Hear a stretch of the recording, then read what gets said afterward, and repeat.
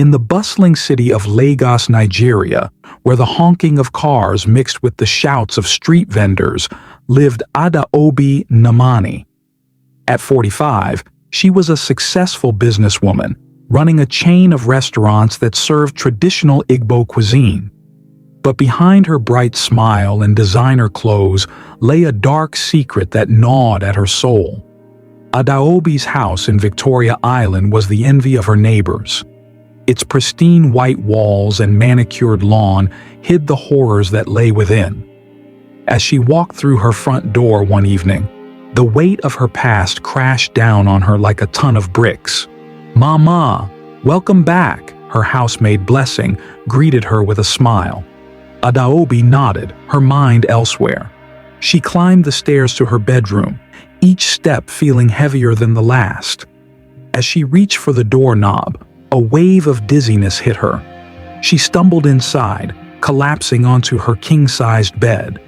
The room spun around her as memories flooded back, memories she had tried so hard to suppress, memories of her 5 children and what she had done to them. It started 25 years ago when Adaobi was just 20. She had married Emeka, her university sweetheart, in a lavish ceremony that was the talk of their village. Both families had high hopes for the young couple, expecting them to produce many strong children to carry on their lineages. But things didn't go as planned. Adaobi's first pregnancy was difficult from the start. She was constantly sick, plagued by nightmares of a dark figure demanding sacrifices. When her son was born, she named him Chukwuemeka, God has done well. But the joy was short-lived. One night, as Adaobi nursed her baby, she felt a presence in the room. A shadowy figure materialized, its eyes glowing red in the darkness. "I am hungry," it hissed. "Feed me, or you will never bear another child." Terrified and confused, Adaobi clutched her baby closer. "What do you want?" she whispered. The figure's mouth stretched into a grotesque smile. "The child. Give me the child." Adaobi shook her head violently. "No, never." The figure laughed, a sound that chilled Adaobi to her bones. "Then you will suffer. Your womb will be cursed. You will bear only ôgbànjé children, spirits who come and go, bringing nothing but pain." With that, the figure vanished, leaving Adaobi trembling in the dark.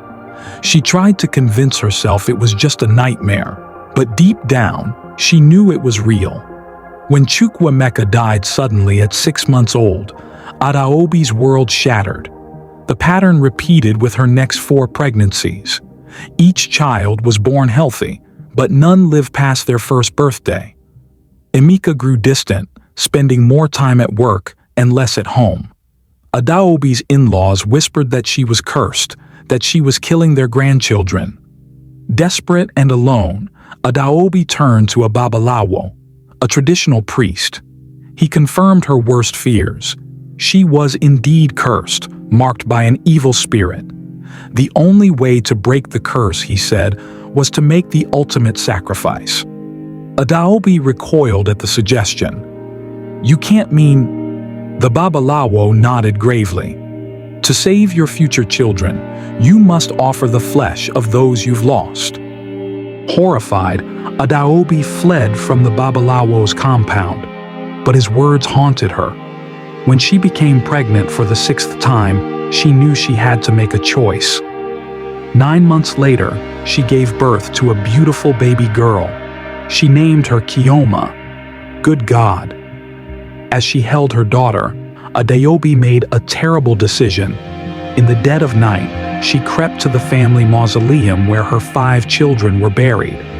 With shaking hands, she exhumed their tiny bodies.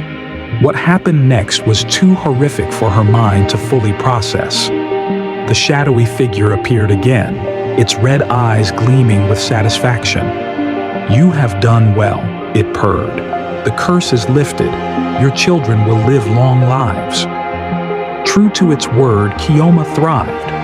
She was followed by 4 more healthy children over the years. Adaobi's restaurants became wildly successful, and she became known as a pillar of the community. But the guilt ate away at her. Every time she looked at her living children, she was reminded of what she had done to achieve this happiness. The weight of her secret threatened to crush her. Now, 25 years later, Adaobi felt her life force ebbing away. She knew her time was short. The need to confess overwhelmed her. "Blessing," she called out weakly. The maid rushed in. "Yes, Mama." Call my children and my husband. I need to tell them something." Blessing nodded and hurried to make the calls. Within an hour, Adaobi's family had gathered around her bed. Amika, now gray-haired and portly, sat beside her, holding her hand.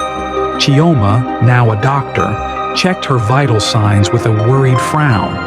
The other children, Obina, Ngozi, Chidi, and Adana, clustered around, their faces etched with concern. Adaobi took a deep breath. "My children, my dear husband, there's something I need to tell you, something I've kept hidden for too long." She recounted her story, her voice growing weaker with each word. She told them about the curse, the babalawo, and the terrible choice she had made.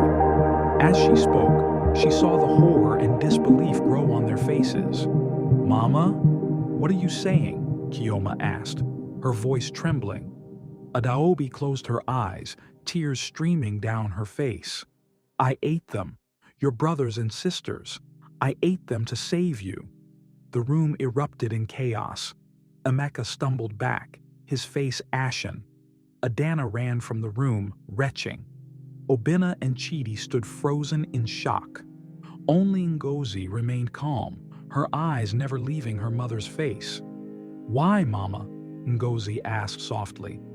"Why are you telling us this now?" Adaobi reached out a trembling hand to her daughter. "Because I'm dying, my child, and I couldn't leave this world without the truth being known, without asking for your forgiveness." The family struggled to process this revelation. Amika paced the room, muttering incoherently. Chioma wept silently, her medical training at odds with the supernatural horror of her mother's tale. Obina and Chidi held each other, their faces pale. Ngozi, however, moved closer to her mother's bed. "Mama," she said, her voice steady, "I don't understand everything you've told us, but I know you loved us. You sacrificed everything for us." Adaobi looked at her daughter through tear-filled eyes. "Can you ever forgive me?" Before Ngozi could answer, a chill swept through the room. The lights flickered, and a familiar shadowy figure materialized at the foot of Adaobi's bed. "You have broken our pact," the figure hissed. "The truth was never to be revealed." Adaobi's children screamed, backing away from the apparition. Emeka fell to his knees, praying fervently. Only Ngozi stood her ground, placing herself between the figure and her mother. "Who are you?" Ngozi demanded. "What do you want?" The figure's red eyes fixed on Ngozi. "I am the spirit of hunger. Your mother made a deal with me, and now she has broken it. There must be payment." Ngozi straightened her shoulders. "Then take me. Leave my family alone."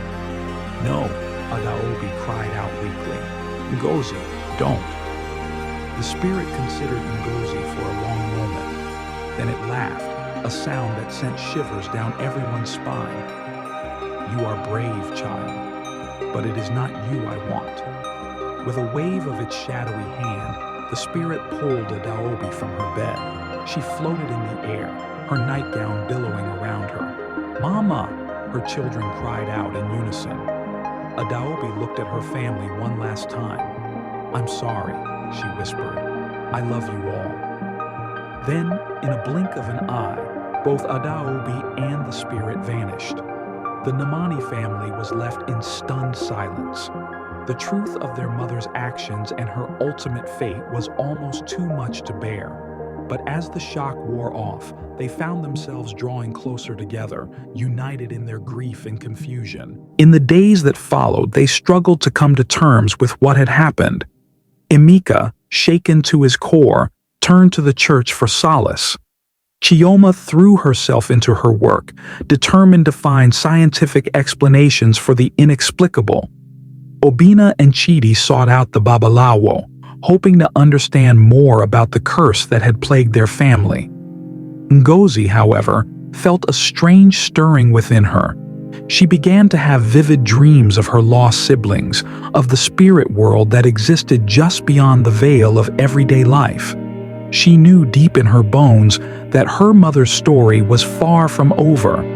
As the family gathered for Adaobi's funeral, a somber affair with an empty casket, Ngozi felt a presence beside her. For a moment, she thought she saw her mother's face, smiling sadly. "It's not over," a voice whispered in her ear. "The hunger always returns." Ngozi shivered, understanding that her mother's burden had now passed to her. She looked at her siblings, at her father, and knew that she would do whatever it took to protect them from the darkness that lurked at the edges of their world. As the casket was lowered into the ground, Ngozi made a silent vow. She would uncover the truth about the spirit of hunger. She would find a way to break the curse once and for all.